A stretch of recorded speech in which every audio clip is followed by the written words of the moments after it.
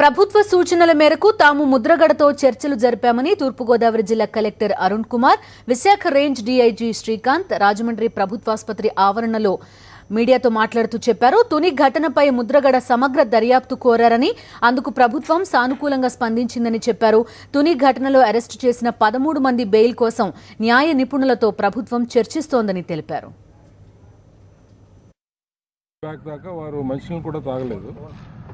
మనం కన్విన్స్ చేసిన తర్వాత మంచినీళ్ళు తాగారు.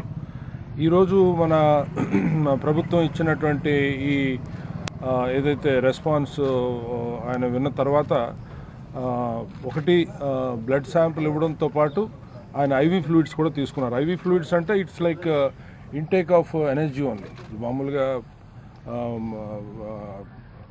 గ్లూకోజ్ కానీ డెక్స్ట్రోజ్ కానీ మనం ఐవీ ఫ్లూయిడ్స్ ద్వారా అందిస్తాము. ఆ రకంగా అది అందించడం జరుగుతుంది. ఆయన్ని అంగీకరించా, ఇది బలవంతంగా కాదు, ఇది స్వచ్ఛందంగా తీసుకోవడం జనరలీ. బట్ ఈసారి మాత్రం మనం ఐవీ ఫ్లూయిడ్స్ ఆయనకి ఆఫర్ చేసిన వెంటనే అది తీసుకున్నాం. ముద్రగడ దీక్షకు సంబంధించిన మరిన్ని డీటెయిల్స్ ని మా కరెస్పాండెంట్ హరీష్ అందిస్తారు. హరీష్, చెప్పండి, కలెక్టర్ మాట్లాడడం చూసాం, ఇప్పటి వరకు ఐవీ ఫ్లూయిడ్స్ అందిస్తున్నాము అని చెప్తున్నారు. దీక్ష విరమించినట్టేనా? పోలీస్ అధికారులు కానీ కలెక్టర్ కానీ చర్చలకు సంబంధించి చెప్పిన డీటెయిల్స్ ఏంటి?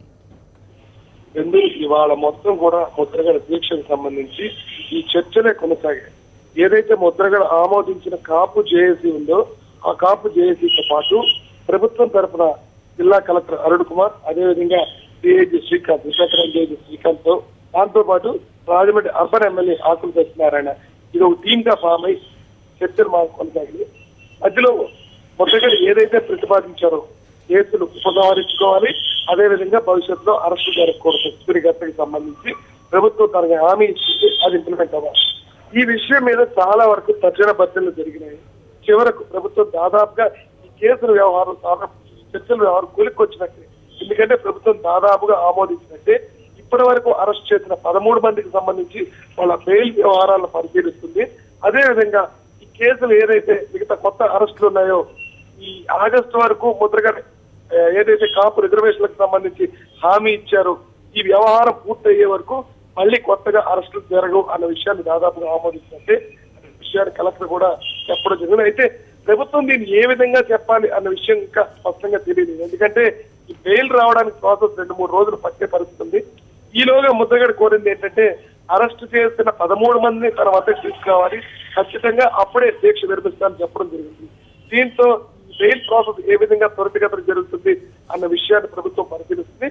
దాదాపుగా ముద్రగడ డిమాండ్ల ప్రభుత్వం అంగీకరించినట్టు. మరోవైపు ముద్రగడ ఆరోగ్యం చాలా ఆందోళనకరంగా మారిపోయింది. చాలా వరకు పరిస్థితి విషమించడంతో తప్పనిసరి పరిస్థితుల్లో ఆయన అంగీకారంతోనే ఐవీ ఫ్లూయిడ్స్ ఇస్తామని అధికారులు చెప్తున్నారు. అదేవిధంగా ముద్రగడ అంగీకారంతోనే బ్లడ్ శాంపిల్స్ కూడా తీసుకుని టెస్టులకు పంపించాలని చెప్తున్నారు. ఇదే విషయాన్ని అధికారులు ధృవీకరించారు. దానికి ముందు కాపు చేసిన నేతలు కూడా.